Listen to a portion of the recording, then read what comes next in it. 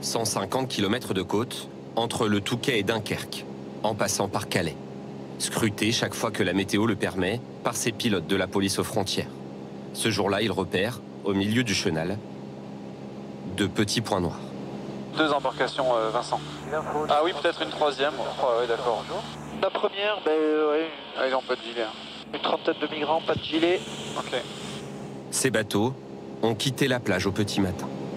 Les 3 sont partis quasi simultanément. Les positions vont être transmises au ferry et au cargo qui sont dans le chenal de Dunkerque, qui est un chenal très emprunté. L'Angleterre est juste là, à 40 km. La Marine nationale interviendra seulement si les migrants ont besoin d'être secourus. Pas question de les stopper une fois en mer. Les policiers vont prendre quelques clichés. Leur mission, repérer les candidats au départ tant qu'ils sont à terre, prévenir la mise à l'eau des bateaux et empêcher les passeurs de livrer le matériel.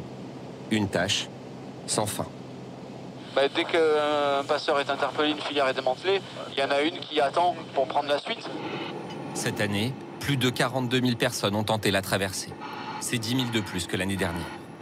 Pour organiser les départs, les réseaux se sont structurés et font payer les places sur les bateaux au prix fort, entre 1 500 et 5 000 euros.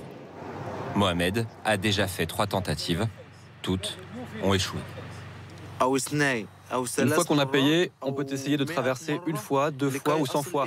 Le passeur peut venir à tout moment. Ma prochaine tentative, ce sera dans quelques jours, dès que la météo et la mer seront bonnes. Dans ce camp, plus de 500 personnes attendent leur tour. Les bénévoles de cette association le savent, parmi les migrants, des membres des réseaux de passeurs sont présents.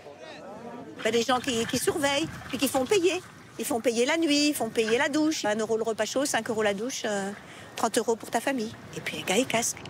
Ces petites mains servent aussi de rabatteurs. Lors de notre tournage, une berline vient se garer à proximité. Dérangée par notre présence, elle va repartir quelques minutes plus tard. Ces véhicules, immatriculés en Allemagne, sont la cible des forces de l'ordre. Cet été, Europol a démantelé un vaste réseau de passeurs irako-kurdes. 39 personnes interpellées et dans un garage, des centaines de gilets de sauvetage, des bateaux gonflables, encore dans leur emballage, et des moteurs.